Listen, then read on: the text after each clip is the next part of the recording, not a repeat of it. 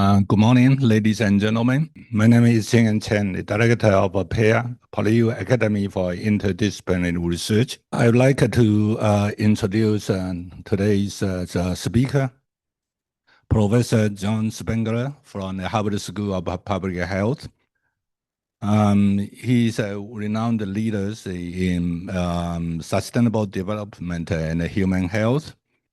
Jack, as I know him, has been my dear friend since I began my own career at MIT 30 years ago. So over years, we have worked on numerous projects together, and I'm so pleased to have him here today as our distinguished speaker. So from him, I learned how to conduct the interdisciplinary research. Jack received his PhD degree first in physics, and then switched to atmosphere environment, and then work on the public health, and now in climate change. So as you can see, this is a very big switch from one discipline to another. So my own career, I benefited a lot from his guidance and research. So at Harvard, Jack holds the prestigious Erika Yamaguchi Professorship of Environmental Health and Human Habitation. His pioneering research had illuminated the vital connections between human health and environmental exposure, shaping practice that improve both health and the quality of life. And notably, Jack developed a miniature device which can monitor the personal exposure to the environmental pollutants like ozone and particulate. And another major contribution I remember that was in 1980s. So Jack led this U.S. National Research Council to produce a report on the airliners' cabin environmental quality. So that report contributed to the ban on the smoking in commercial airplanes. So if you are a smoker, and then you should really try to get out of him after this lecture about the smoking ban. And I think this is a very important contribution to the passengers' health. And I was very lucky to work with him on the phase 2 of that research.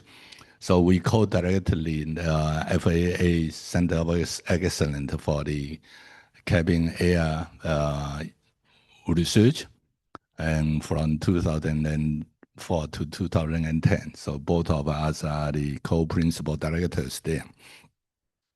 So Jack's outstanding contributions have been recognized worldwide. Among his many honors are the Pottenkofer Award from the International Society of Indoor Air Quality for the distinguished contribution to indoor air science, and the ASHRAE Environmental Health Award, and the EPA Environmental Merit Award for the lifetime achievement. So without further ado, Jack, the floor is yours. Thank you, Professor Chen. I'll say, my friend Jan, you brought back some memories in those introductions. And I am so pleased to be here with you and your colleagues and your alumni at this wonderful institution. And to catch up with you, to talk about our lives, our kids, our grandchildren now, and what they're doing. It's one of those pleasures in life to have long-term friends. I was going to say, I first came to China in 1903. I'm looking at the audience. Many of you weren't, your parents weren't even born, maybe born then, but it was a different China. We came in with the World Health Organization to talk about pollution and instrumentations and start joint programs together. But this is the China I saw. This is Beijing in the 80s. This is how people dressed. They took us on an excursion to the Great Wall. We drove right up to the entrance, right to it. And there was no one there but us, right? I've gone back at other meetings that we had, and 10,000 people are there anytime you go. So I witness this generational change in this country. It's just phenomenal. And you have a lot to be proud of. and how you've embraced modernity. So as Professor Chen said, our friendship goes back 30 years. We met at some conference, I think, and then I realized you were at MIT.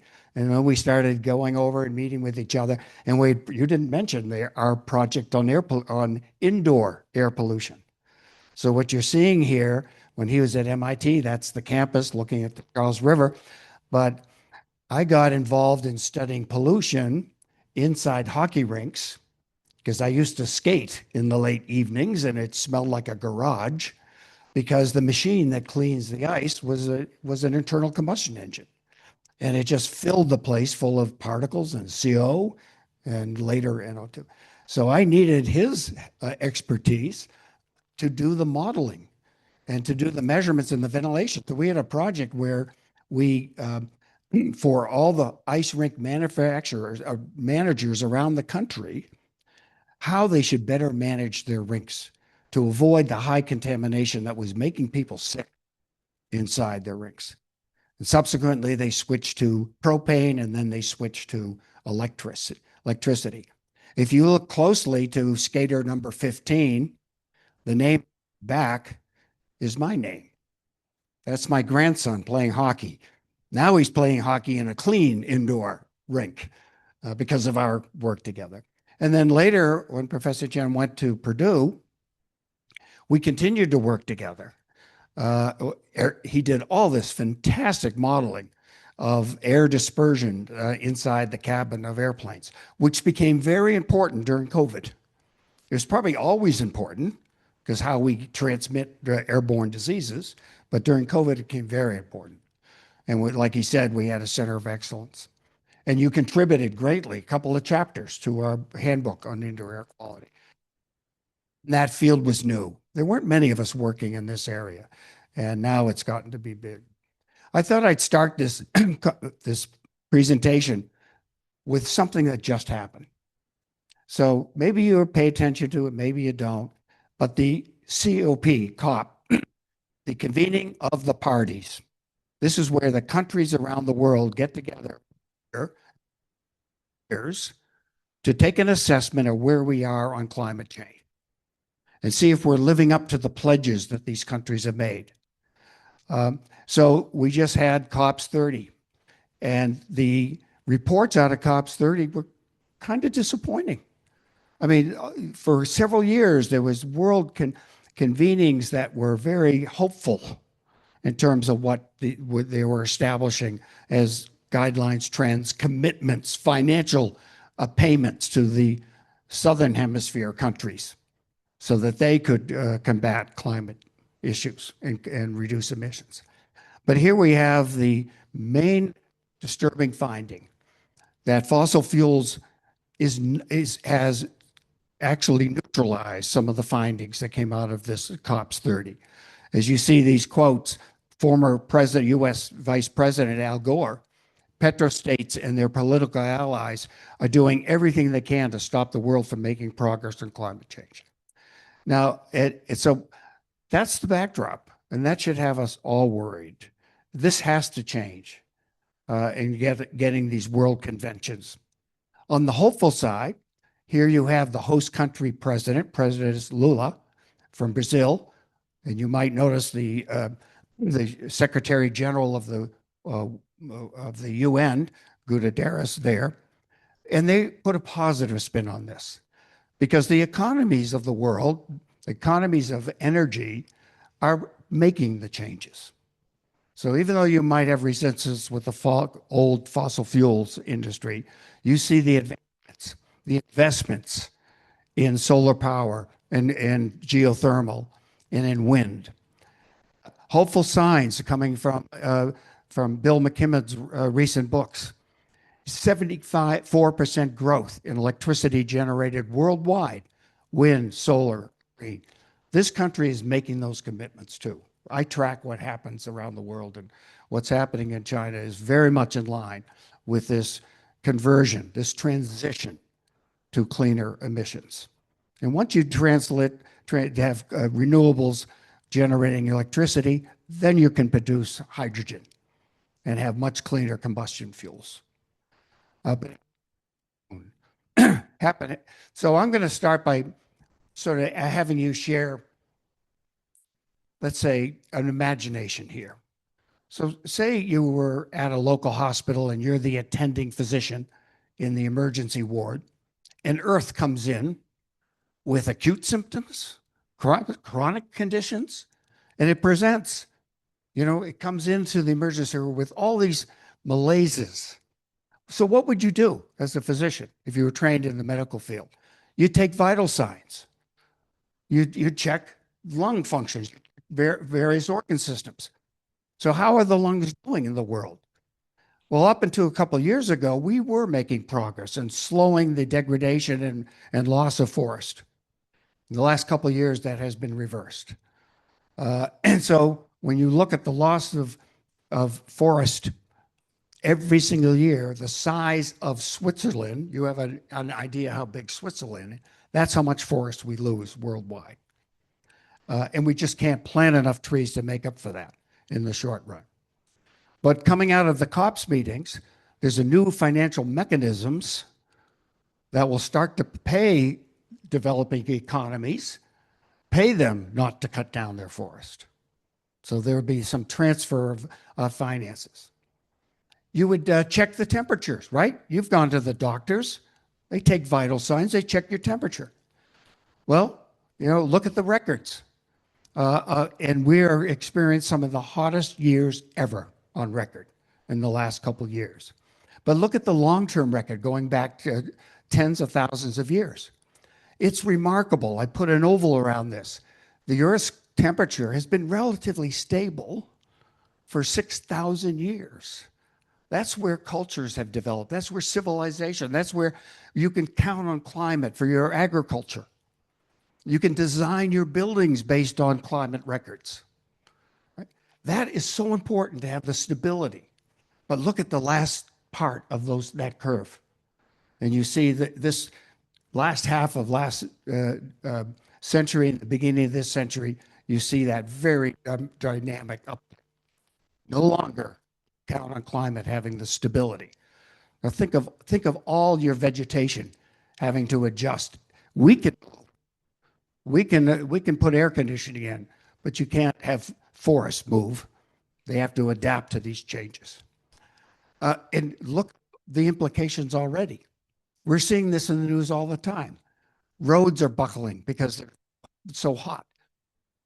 Metal is expanding and shutting down drawbridges and disrupting rail traffic. Intense precipitation is gouging out the stanchions and the footings of bridges because we never have seen 3, 4, 5 inches an hour coming down as we are now in many places. Tropical downpours in areas that never experienced tropical downpours. So those things have changed. Just to put a point on the Earth's temperature, these occur, I try to update this, got up until October, what the world's temperatures annualized on and then monthly averages. And this goes back to 1880. The blues, the dark blues, you see a steady progression. But I wanted to point out, and sadly it's true for 25, as I saw in 23 and 24, that looks like a new paradigm. That's distinctly higher than what was coming in the early part of this century. So something I think has really shifted here that changes. Look at your experience with typhoons, right? You see the results and symptoms. You're having typhoons where you in seasons that you didn't have before, because the temperatures of the oceans are hot on the surface and they're hot deep. So you check the fluids, right? You do a blood sample and do workup what's in you see in markers for disease. You do urine samples to look for metabolites, right? How well is the patient doing? Patient Earth doing? And you check the fluids and you find out they're full of plastics. You see toxic algae blooms. You see chemicals that are widely dispersed in our water systems. So you'd have to say, how well is the Earth doing? Now, this is the gloomy part of my talk. I'm going to try to make it a little more hopeful, right, as I go through this. And I tried to update this, so I got October measurements. So at Mauna Loa Observatory, which is out in the Pacific Ocean on the Big Island of Hawaii, there's been measurements of CO2 and other things going back to the 50s. And you see the early part of this curve here from these measurements, all right, where, no one really thought much about this. It was going part per million per year, and then a part and a half per million, and then 2 parts per million, now to 3 parts per million. So over the course of our careers, yours and mine, the CO2 background levels measured in the northern hemisphere, but it's circulated throughout the atmosphere, is gone up about 100 parts. And what you got to know, this is an important greenhouse gas. And so the thing is that if you raise the temperature of a gas, the atmosphere, 1 degree, it can hold more vapor. It can be moist. You know that from living in Hong Kong. You know warmer weather, higher humidities. You know that. Well, if you do this systematically across the whole globe, that's energy being put into the atmosphere. That's energy that goes into typhoons, into hurricanes, into other severe storms. So that's the consequences. Very, very straightforward. We know it from physics. So there's lots of symptoms that we see. What worries me and worries me for my kids is what it means to your generation that I'm talking, the students that are in our classes, right? They will live and be professionally active well into this century. What does this mean for them? How do they think about the future? The University of Bath in the UK did this survey a couple of years ago, and I think it's so telling. 10,000 kids across 10 different countries, and 75% of these young respondents believed the future was frightening because of climate change. That changes an attitude of a generation.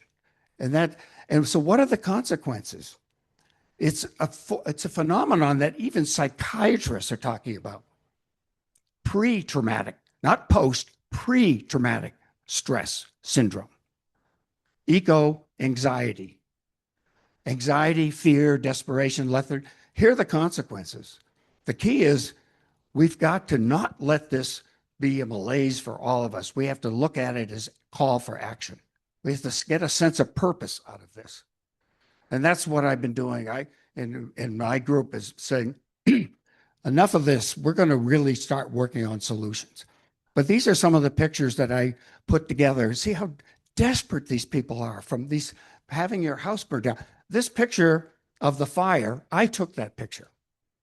I was in Santa Monica, California in January and watched the Palisade fire this is one day where it burned down this hillside. A couple thousand houses burned out. Our hotel filled up with people that ran for their lives, grabbed their pets, and try and find places of shelter. But disruption and desperation. So we know cities are heating up. We know that the change is coming. This is US centric, and I'll show you some data from this part of the world. But we know we're going to expect more and more days over 100 degrees now Fahrenheit.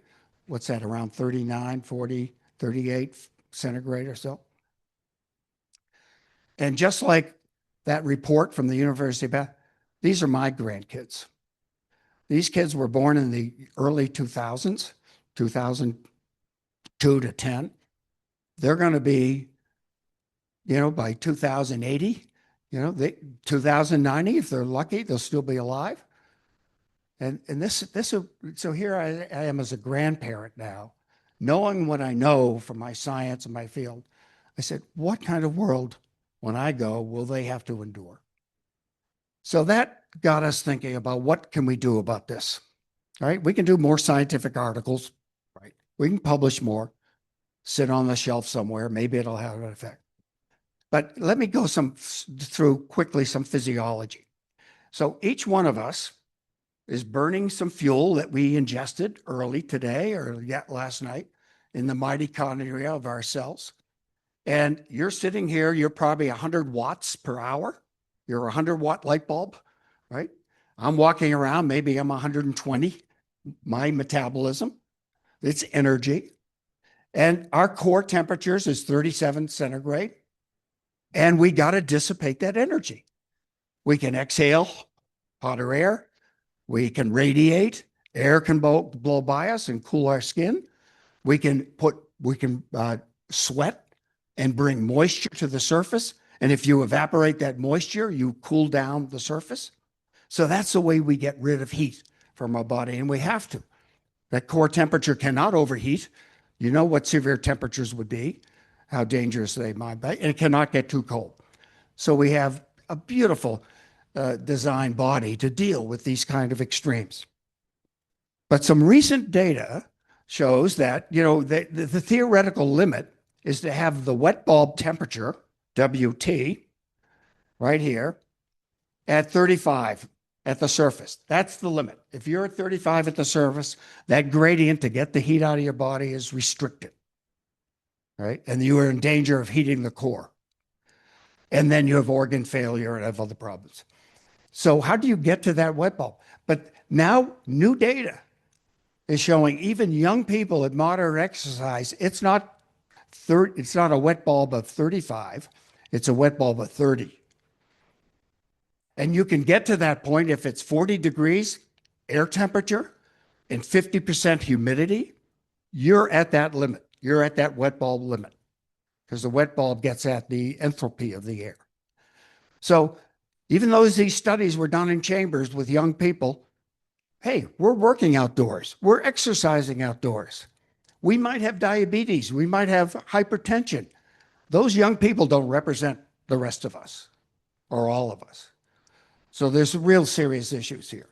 So this paper came out a year ago, 2 years ago, in the Proceedings of the National Academy of Sciences. And what they did is took that new empirical evidence that it's roughly 30 degree wet bulb centigrade, and projected with climate models, if the Earth heats up 1.5, 2, 2.5, 3, 4 degrees, what's the implication for people's ability to tolerate extreme heat? And what you're seeing with the heat maps here of India and China, they did it for North America, South America, Europe, the whole world. Great paper, really important paper I found. It's saying that there will be times in our experiences, many hours per year, that it's dangerous to be outdoors. This is profound implication. This has a significance, the first time in human history, prolonged exposures to excessive moisture and heat. So here's a cartoon of a body, and what are the implications of overheating the core? Your heart rate goes up. You start to have body failures, stress on your kidneys. People with diabetes get real serious threat under heat stress. And you can get to that point at various degrees temperatures and humidities. So even though it might be 36, 38, 40, if you have the humidity 60, something 50, if it gets hotter, you have to have very low humidities. And that usually doesn't happen. So that's the seriousness of the problem. Now look at it from a city point of view. Look at this infrastructure all around us. Think of all the air conditioning dumping heat out into the atmosphere. Think of our cars going down the street and our buses putting heat into the. Think of the thermal mass of an urban area. So cities, we've known for a long time, cities are hot, hotter than their surrounding areas. And they stay hot at night, which has implications to sleep quality, cognitive function, as we've seen. And cities, and it's not uniform. This is studies done, NOAA and citizens. Citizens went around the city of Dallas, and they've done this in other places, measuring the temperature in all area of the city. We took that data and put it into quintiles by census tract, the level of unit of geographic populations, and showed for the city of Dallas that it can be 10 degrees, 15 degrees Fahrenheit, what's that, about 5 to 8 degrees centigrade, different across the city. So who's living in the hot parts of cities? It's usually low-income people. They don't have tree-lined streets and put up. So is this a solution? Well, it's certainly the solution wealthy countries have adopted, right? We have the money, we have the energy, we'll put the air conditioning in. But India, you saw those pictures in India, India has about 10% air conditioning. Can you imagine India going to 90% air conditioning and what the energy burden is going to be? They only can do it in the short run with coal. That's the implication, which then makes everything else worse, right? I say dark, stupid surfaces. We had maybe not so much here, you're dealing with more tropical environments, but cities across dark roads, dark rooftops. We didn't care about that, right? We weren't thinking about what the absorbed energy would be in our cities. Glazing. So this is a picture from Doha, from the country of Qatar. You were in this region recently, and look at the architectural form. So they used to have climate-sensitive architecture, thick walls, small windows, narrow passageways that were shaded. Now they're the modern petrostate. So the expression of modernity is to have the architectural form celebrating the wealth of the country, to build these beautiful structures. Fascinating. This must be an architect's delight to get a commission and to do something in the Middle East. So I show this little arrow. So these are pictures that you got, Jinseng Wang. But think of that as me, right? That little colored person and the thing. And we had a research project in the Middle East, and we were staying at a hotel at the beginning of that arrow, and they were picking us up to take us to our meetings at 8:30 in the morning. And I'd come out of the hotel with our group from the School of Design and School of Public Health. I said, how far are we going? Oh, it's right over there. You can see the building. This is the building we're going to, this one here, this tower. I said, well, I'm going to walk. He said, no, you don't want to walk. This is June now. No, you can't walk. I said, no, I want to see what the city feels like. So as I walked across the city, I'm thinking the sun is coming up in the west, not the east. What's going on? It's bouncing off all these glass.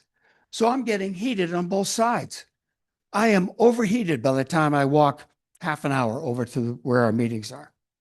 And the building is being cooled at around 18 degrees centigrade. So now I'm shivering. So they try to throw these. So these are not walkable cities. They're not outdoor livable cities. All right. So this got us deep into thinking, well, what is it that we want to do? My research group at Harvard. They said, well, luckily we found a phenomenal group called the Smart Surface Coalition. We can change what cities look like. We can think about doing these things differently in a real deliberate way. And we can put the engineering and the science behind it. When you do these things that you see in this picture, what does it mean in terms of how cool the city can be? How much water, moisture, excessive rainfall it can manage without flooding streets and overflowing sewer systems and the whatnot. So these are low-tech solutions. These are not phenomenally difficult things. What is difficult is to implement them at a city level. So things like just white roofs, instead of having 90% of the heat from solar insulation end up in the city, you have 18% because it's bouncing off. You can change these reflective surfaces. Here's a membrane that I was testing for a company that started here in Hong Kong, I2 Cool. And I just compared it on a hot summer day with my infrared thermometer. Look how much cooling right there, side by side. So that inner tube, dark, like we use on dark roofs, this membrane, versus something that has ability to radiate and reflect heat. Right? So this company is a company to watch, all right? Because they have studied how a desert ant deals with extreme temperatures. Biomimicry, looking at nature. How has nature solved these problems with the creatures that are all around us and the trees and flowers and grasses that are around us? Nature has had all that, those, years and years and years to adjust, to understand, to adapt, to change to its situation. So they found that there's microhairs. So they're using nanoparticles embedded in materials. They can change the emissivity, the energy that comes out of that material. So it's not just reflection, not just the albedo, it's a radiative energy. So they enhance the infrared emissions of a product. And they can put it on windows, they can put it on buses, they can put it on roofs, and now they have textiles. They can put it into apparel. These are important solutions. So over here on this side, this would be me walking down the streets of Doha, right? So light coming down this way, bouncing down, hitting the surfaces back to me.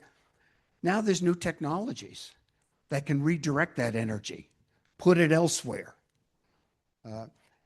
But you can't convert a city this big. That's new development. So that can't be the situation that can be adopted easily. So to the Smart Surface Coalition.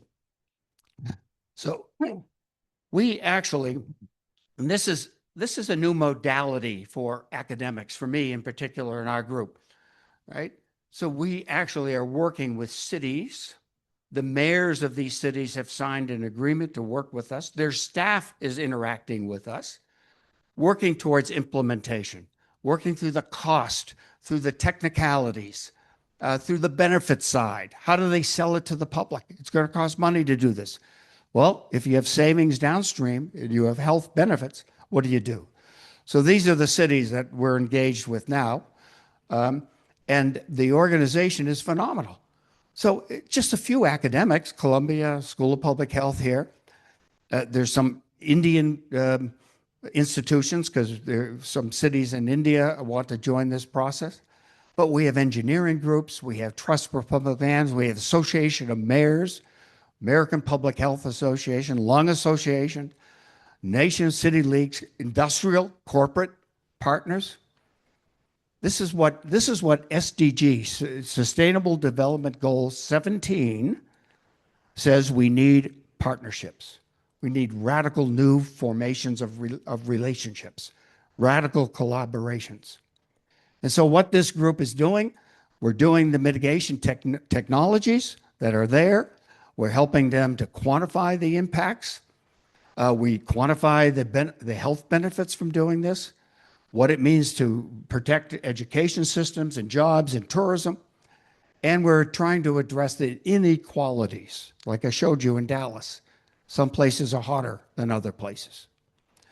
All right, so how do we do that? So one of our purposes, my group, is to look at the health benefits.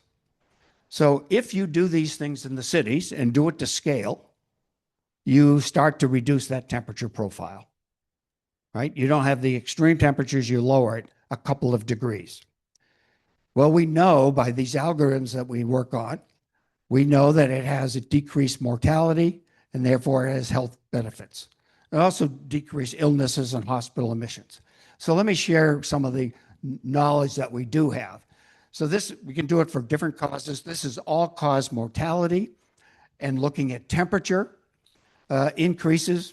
We've clustered cities in the Midwest, cities in the South, cities in the Northeast, and you look at this curve. For the South, there's penalties even on extreme cold days too. That's not so healthy to people.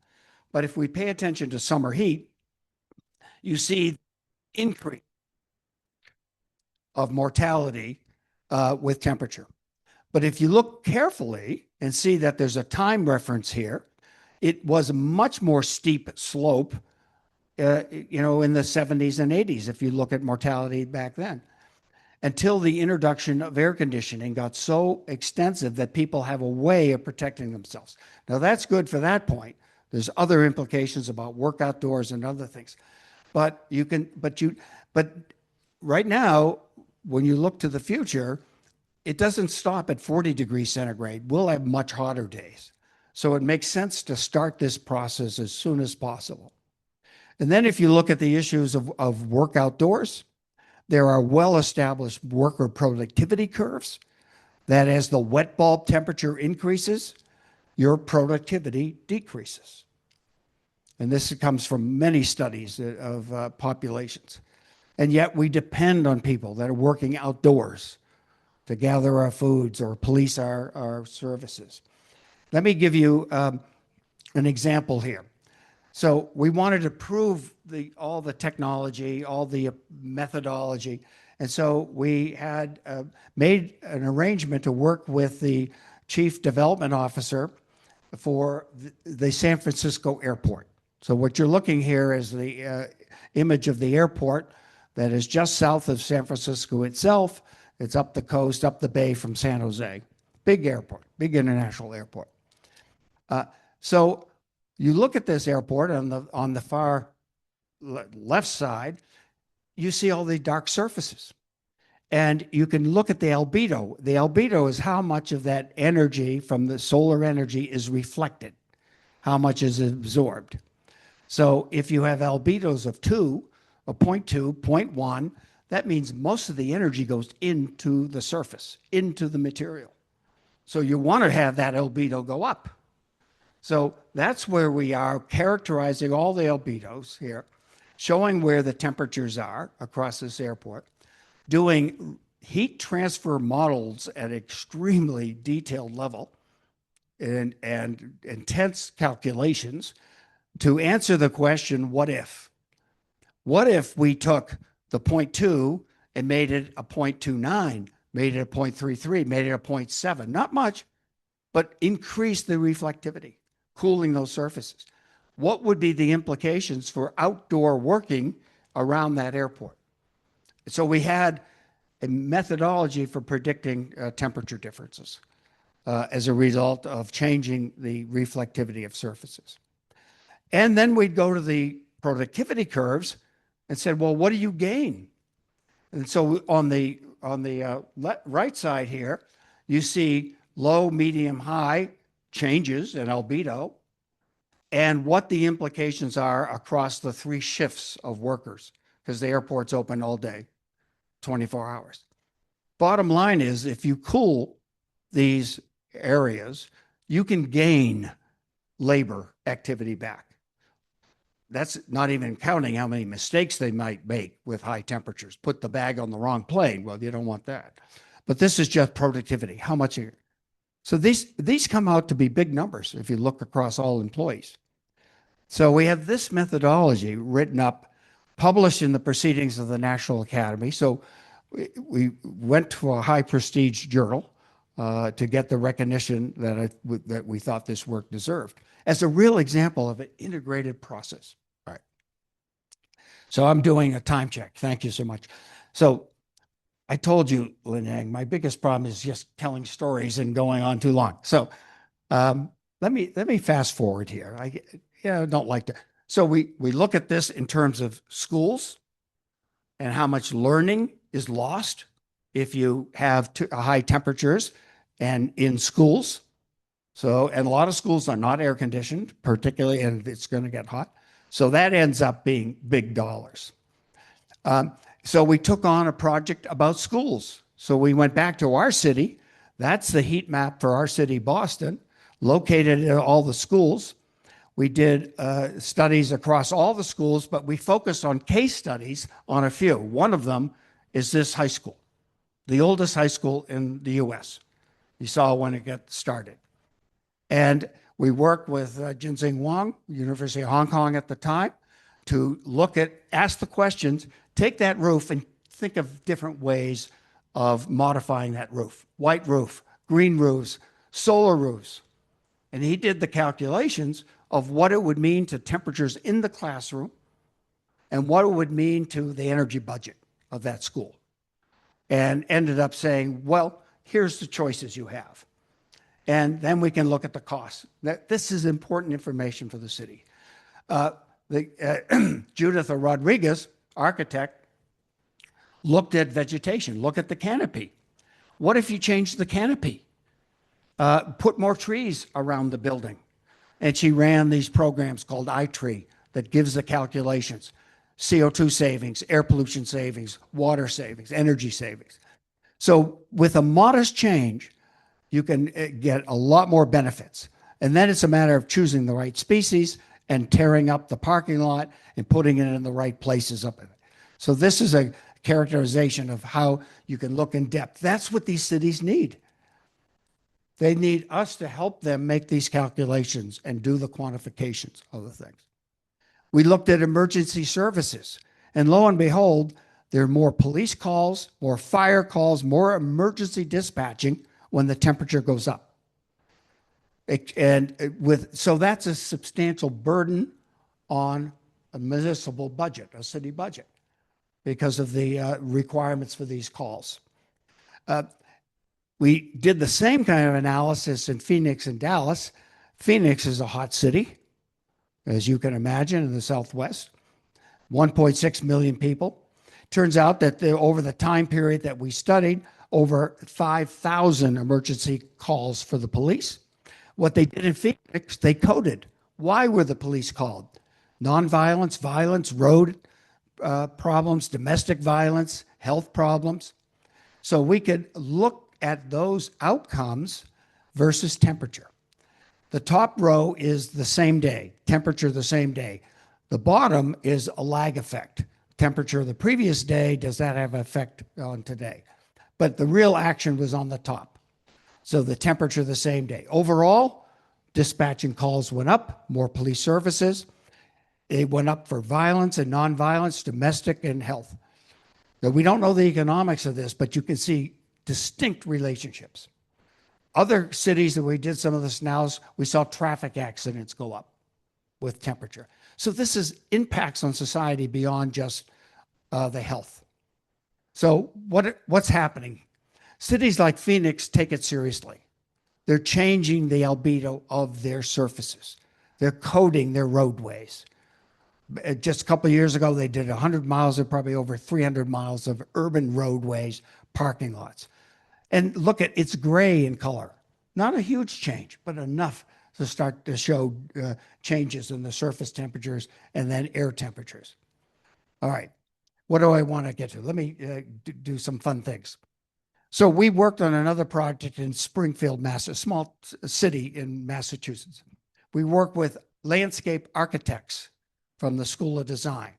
And we had the concept is if you can repurpose a street to bring a forest back into the urban form. And so this is a real street in Springfield that we studied. You can see not too many trees along that urban curb, the road curb. This is what the architects envisioned, right? So we asked ourselves, did we ever ask whether the citizens wanted this or not? What would they like? Would they like it to look like that? So we said, well, let's figure out how to do this. So we used LiDAR systems to measure every surface up and down these roads. And along with our collaborators here, you can see the LiDAR system that takes visual and laser print images. So we could take one road segment. So here's this road segment as it was in 24. You know, you can see buildings, tall buildings, residential property on this side, and a few trees along the way. And then we said, well, what would the future look like? So digitally, we can create a future. So if you did nothing but let these trees grow, what would you get? What would it look like? If you put trees every 40 feet, if you put them every 20 feet, if you put them every 15 feet, what would that look like? Then you can fly down into this and get visualization of it. This is your art project, right? So, but how do you relate to this? So we went to Google Street Views, same street, but now we said, let's look at it from where a pedestrian, where a homeowner might experience this street. We created scenarios, just like I said. We even said, what would it look like in the wintertime? And then we invited the citizens. They said, oh yeah, I live there. I know this. Yeah, that's my street. They said, well, what do you feel about this? What do you think about this? What would your concerns be? So it was what we called a digital design charrette, interactive. with the citizens. We learned a lot. And, so you think you're academics and you can prescribe the right solution for people. They always had good ideas.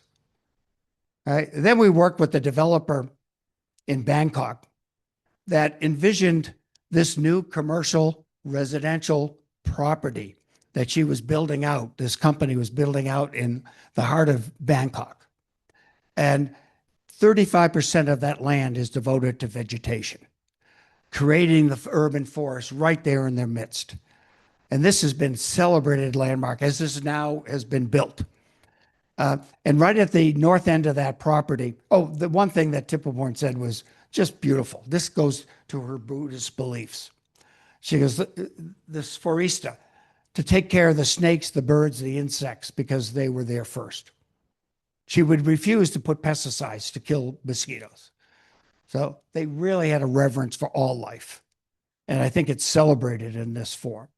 And we worked with this company, DTGO, which is the parent company of that development company, because they put their new headquarters in. And we said, we know that nature is good for you outdoors, it's good for you indoors. And they built these forms, these some natural real vegetation and analogs. And then we measured the effects on the workers, on their well-being, their productivity. So let me set up, this is the last, I saw the note here, I'll finish up with this point. So back to this issue of doing the detailed micrometeorology, the real physics of how you predict what you might get if you change the canopy, change the surface. This is really hard work to do it, and it's expensive to do it. So this gets it, so instead of doing it this way, which our colleague Altostrada would do, we started working with Dr. Wong's doctoral student, Leah, and Judith Rodriguez on my staff to say, what if we see the heat? What if you really see it? And see it, the materials that give you that heat, right? We can do that with infrared. And the real clever part is how they got together and say, all right, we're going to do it mathematically. We know the radiant forces here.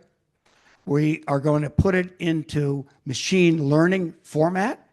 So we'll take visual pictures, we'll take infrared pictures, and they did this walking around Kowloon, right? All over this city, almost 800 pairs of pictures. And from that, started to train a program to say, now predict what the temperatures will be, and then add in the comfort models to say what people will feel in these environments. And these models starting to work well. You got to fix them and tinker them, but you know the validation. You know what you want to get because you did the actual measurements. So you can tell how well it did. So here, this model of version 3 does really well. So does it work anywhere else? So Judith had done thousands of pictures in Spain because they were dealing with hot cities in Bilbao and in Madrid and Seville and Barcelona. So she went around photographing urban forms, and she did infrared. So now the next phase of this is to put these data together, and does that program trained in Hong Kong, does that work in Spain? Or does that work in Harbin or wherever else you're, Abu Dhabi, right? Or do you need city-specific data? The value of all this is that we can go back to planners now, and we say, if we change that surface, now, we don't have to calculate all the mathematics of this. We could have told Phoenix, if you change the albedo, this is what's going to happen, because we now can predict it. This has great power in the hands of urban planners, landscape architects, that we share a vision of where this can be used, a tool like this. So thank you. Here's the group of collaborators. And it really represents I like finishing this up by saying, here we are. And the fact that we have our graduates that are in positions of professorships in different parts of the world, but in particular here in China, and they still remain good friends and they remain good collaborators. We share students together. We share visions. We're online meeting like once a week, doing our Zoom meetings to track the progress. Where are we going to go with this work? But it's a great, great team to work with. And I'll tell you, it's the one thing that makes me feel that just maybe we can work of this through to the rest of this century, that there are solutions at hand that can be implemented. So thank you very much. Thank you very much, Jack, for very inspiring talk.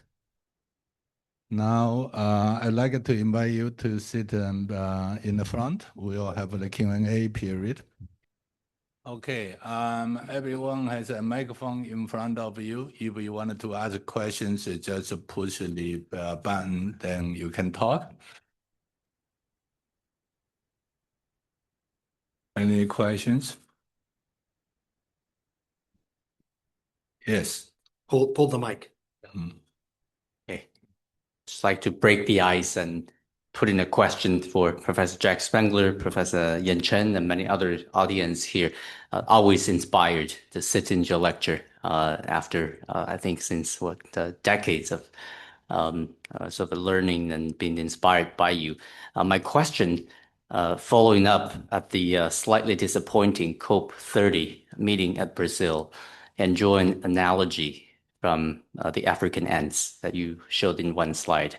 So as a species, a Homo sapiens, do we have hopes of sort of intellectually or proactively respond to climate disruptions?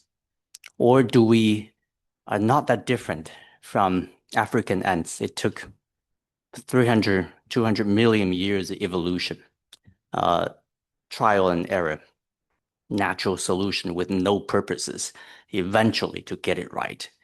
Which option do you think we as a species would ultimately end up with?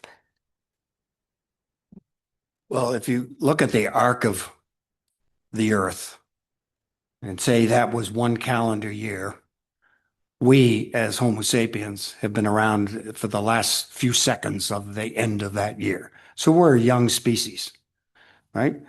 Trees have been around for, billions of years, right? And plants and reptiles have been, so they've learned to adapt to all these different changes in their ecosystems that have changed. So I've thought about this a lot, and I draw analogies to what other great change of consciousness has the Earth gone through? The populations, people, mankind. So remember that there were times, and it lasted centuries, that slavery was okay, right? And then late 1600s, 1700s, they said, this isn't right.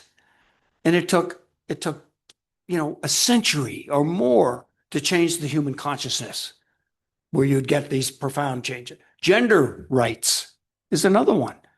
And that's not worldwide, right? So you look at these things that need to change in society. Colonialism. Colonialism lasted 400 years. Now we have economic colonialism. So it hasn't really changed. But the thing is to get these changes. And climate change is very much this. The social consciousness has to change and say, this is one planet. This is a one-way experiment that we're doing to ourselves, we have to face the reality of it. Now, so that's the desperate part. History says it takes a long time, right? What can accelerate that? Knowledge can accelerate it. I mean, think of smoking, right? Now, think of how profound the changes in smoking habits have been, right, across the world. Well, that happened quickly, roughly, yeah. So where do I think climate change? So, and I think education's too slow. What do you have? A couple hundred, 1,000 year code, think about education's too slow. So then I thought, how's this Gen Z's, where are they getting information? Right? From each other, for sure. Influencers on their phones, TikTok and whatever the prevailing thing is here. And so I joined TikTok and I got to know some of these influencers, brought them to Harvard. And I said, tell us, how can you be so effective in using this media to get messages out? We're not doing it right. So I remember Hernandez, Isaac Hernandez, smart kid, graduated from Berkeley, dedicated to be an eco-talk influencer. He said, I did this program, this little thing on plastics, the use of plastics in grocery stores. And I said, yeah, how did that go? 2.7 million viewers. I haven't taught 2.7 million students. See what I'm saying? We got to figure out how to do this better. And so I haven't done it yet. But if I had a big class, this is you got 300 in your class, you go, I don't want any more assignments. I want them to produce social messaging, produce it and get it up online and share it. And your grade will depend on how many likes you get. But factually good information. I know that something has to change the slowness of the thinking.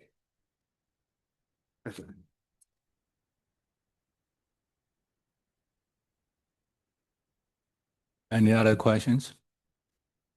I got a couple of questions during the registration, and then also, this is being broadcast in live streaming. So there are also questions on the crowd. So the first question is, how reliable is the projection of a 2 degrees C rise in the global temperature? And could this be considered normal climate variability? And I remember that a while ago, the projection is 1.5 degrees is a crucial point. If you break the 1.5 degrees, so then we are in deep trouble. Now it's 2 degrees. Can we just continue increase this? I would say we're in deep trouble. I mean, look at the intensities. This summer, fortunately, it didn't hit the mainland U.S., but we had 3 Category 5 storms. That hasn't happened very often, just 1 or 2 years. So we're into that change now. So, but if it's not like it's going to be one catastrophic, but those temperature curves clearly, to me, look like a departure from the steady rise. So. Yeah, let's also bring you to the another related question. Because in the recent years, especially in the summer, right, the extremely high temperature frequency is increased a lot. So what do you think in 10 years in the same region, what will be the frequency changes? Will getting more and more becomes the daily life events or what? Well, yeah, I think the projections and the records are following through. I mean, I experienced it growing up. You experienced the Boston. We rarely would have a day in the 90s, rigor in the summer. We had 10, 20 of them now, right? So maybe, first of all, the geographical extent is going to change. So the climate that we're experiencing in Boston is now not quite, but will be like the climate of Virginia. There's an analogy that shifted, I think. The other thing you got to think of the physics here of the atmosphere is we're weakening the north-south temperature variations that drive the jet stream. So you heard the polar vortice, right? If that temperature incline shifts and weakens, there's more intrusion, there are more extremes, right? There's more tropical air getting north, there's more polar air getting south. There's more mixing because the zonal flows have been weakened. So that all goes to the physics of the atmosphere. Yes. Yeah. Okay. There are 2 questions there. The one in the front first, and then we'll go back. I'd like to ask questions. Testing.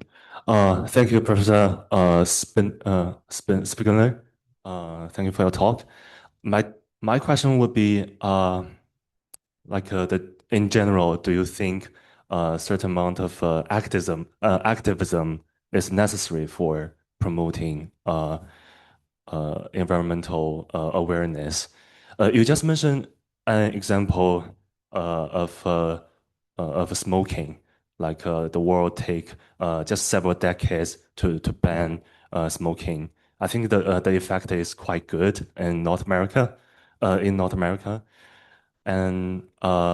but I think by activism, I meant in certain situations you need to stand up to say no to certain behaviors, thoughts.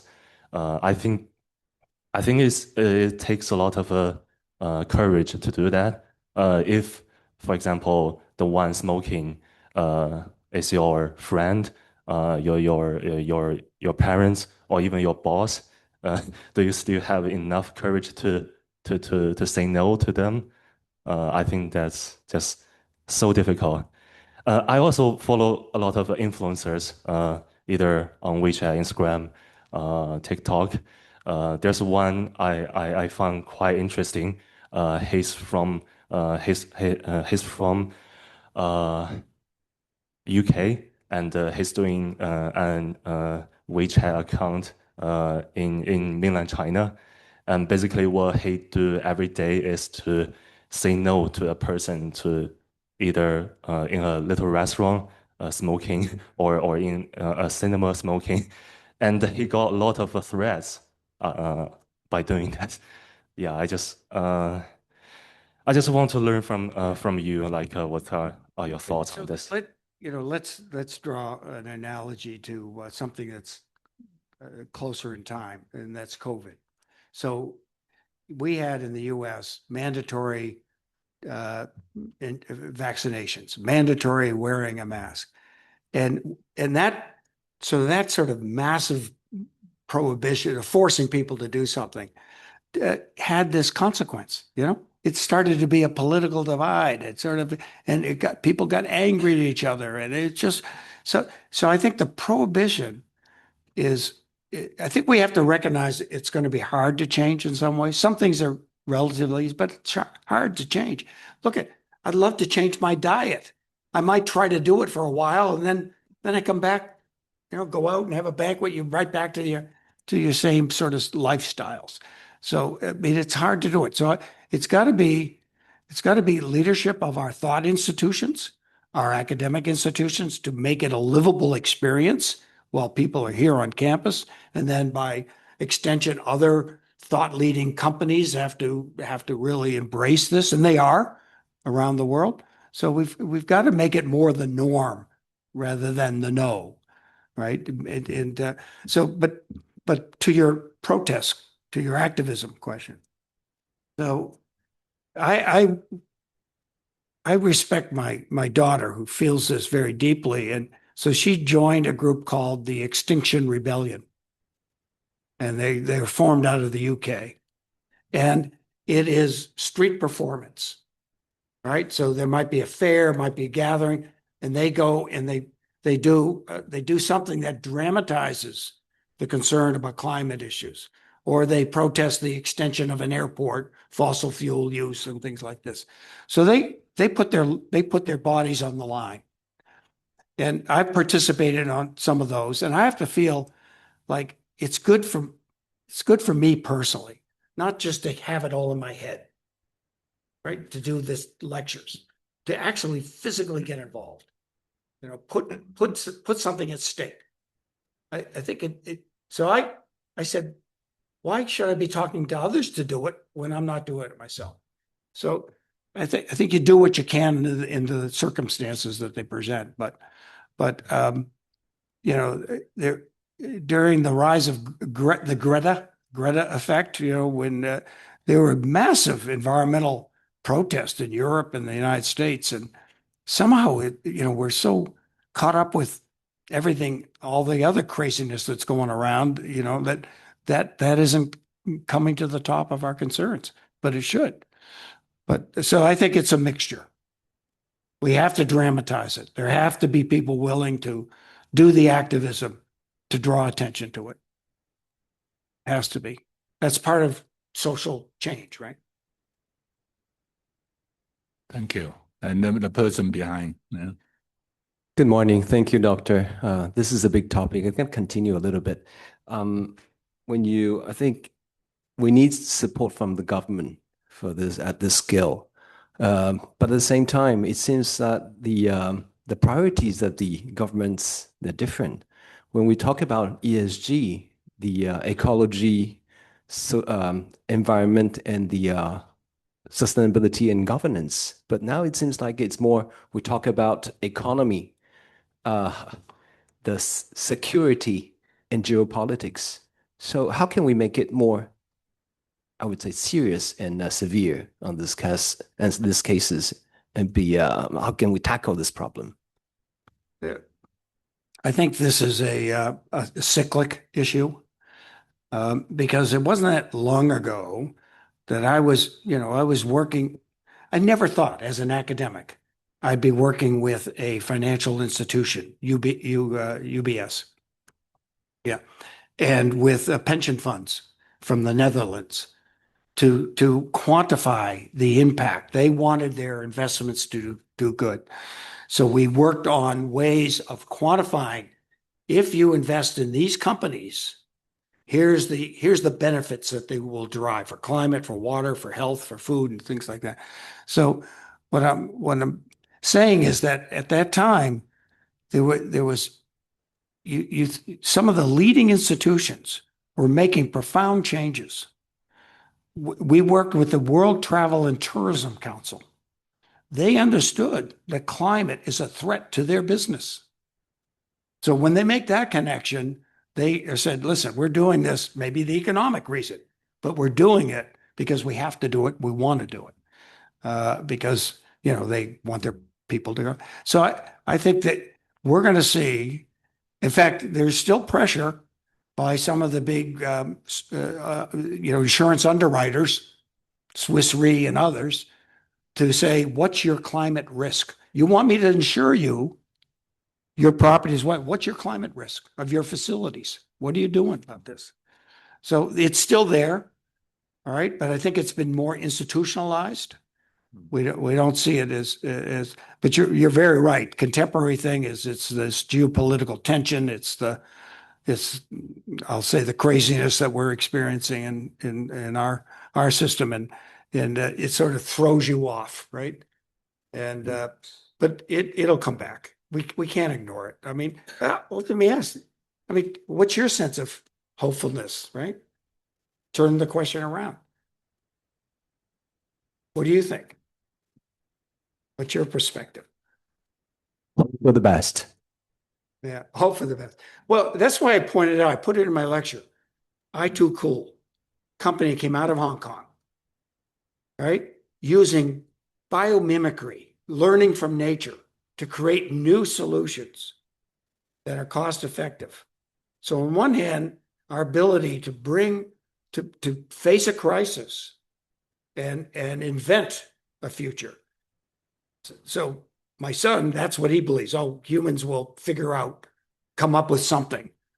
My daughter's more spiritual, more artistic. Said, no, we got to change. You got to think about fundamentally changing structures within society, which I think it has to do. Yes, please. Dr. Spengler, okay, thank you so much for the inspiring presentation. I enjoyed very much. I count myself also as a climate scientist. I've been giving similar presentations everywhere.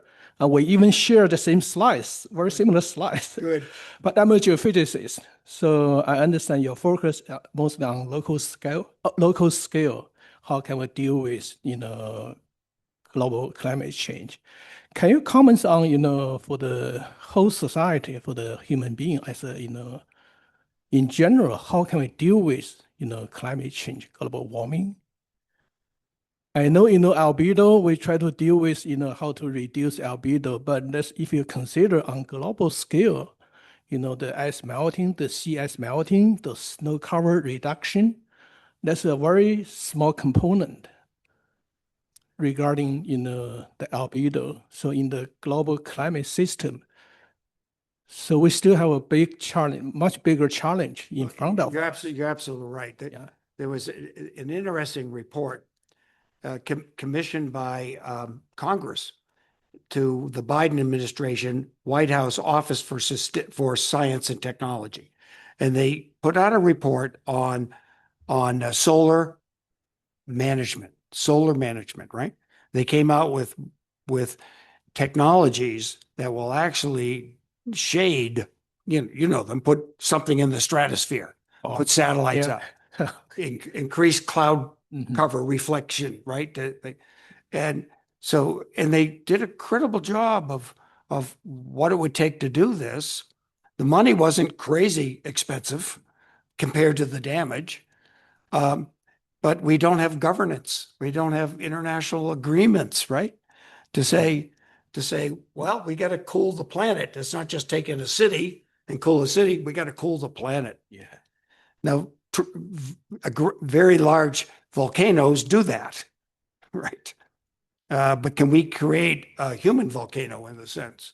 Can we create that? You know that part. So for those that don't, the idea is to put a reflective material, sulfur particles or something else, in the stratosphere, and they will spread out, and they will intercept the solar energy coming in only 1%, 2%, not much, but to cool it.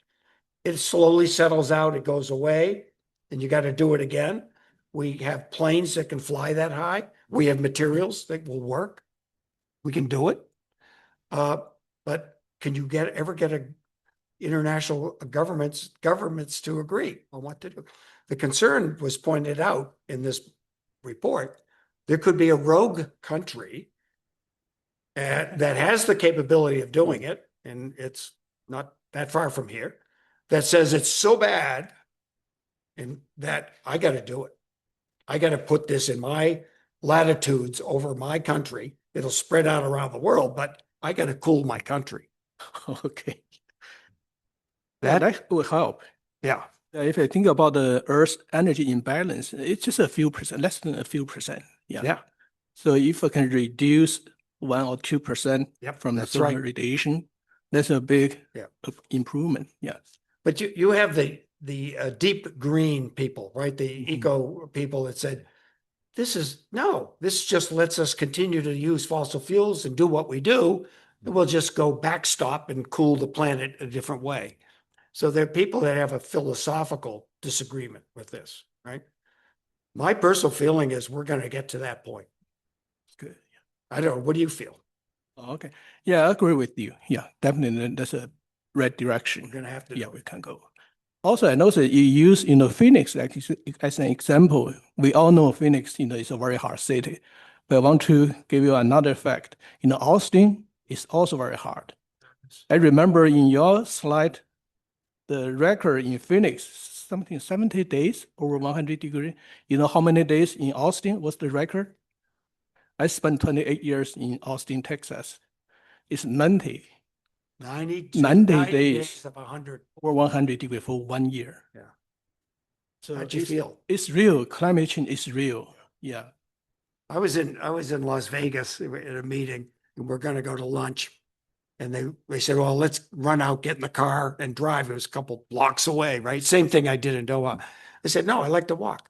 I go out. The heat was coming up at me, right? My feet were hot walking across it. Right? You know that from certainly. Each evening when I try to drive back home, from a parking lot, it's just in the car, you cannot get into it. It's just so hard. Yeah. You just couldn't get into the car. I remember being in Doha, the street was sticky. The asphalt was so hot that you put your foot, you could feel it stick your feet. Okay, thank you. Yeah. All right, that's another interesting questions here. They say the emerging technologies such as AIs are great for the society and bring the human being many benefits. But AI now is using enormous amount of energy, which contributed to climate change and environment.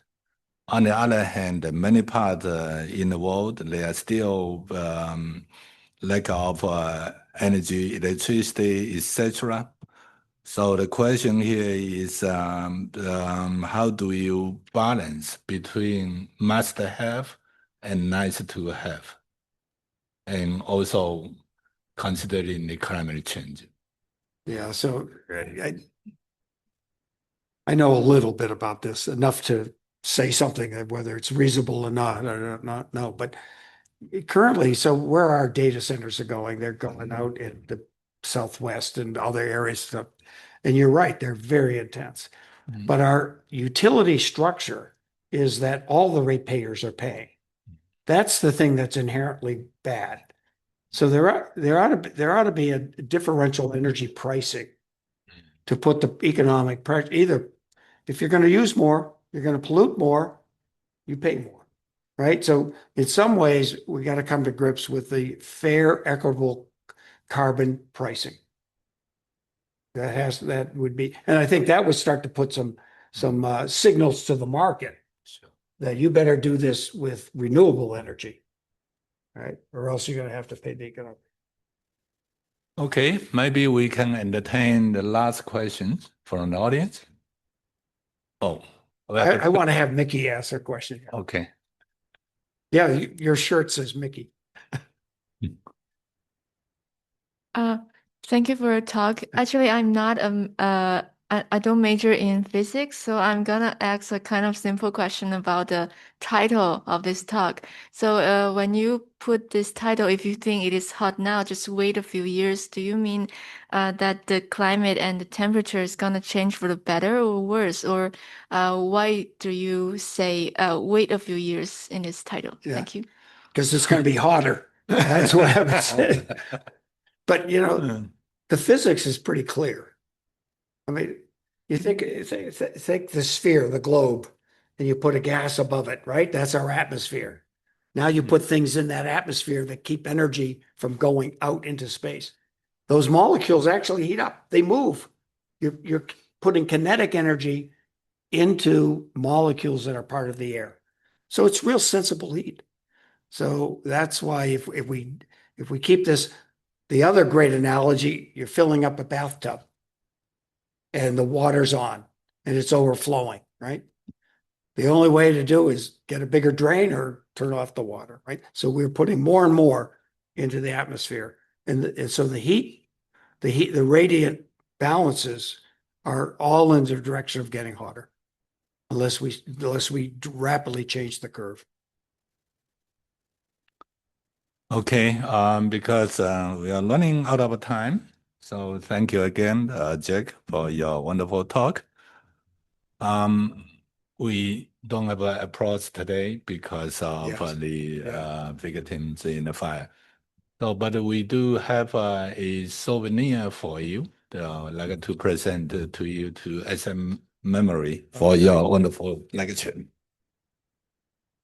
So this is just with your name, the lecture titles on it. Okay, and I hope you will just remember this.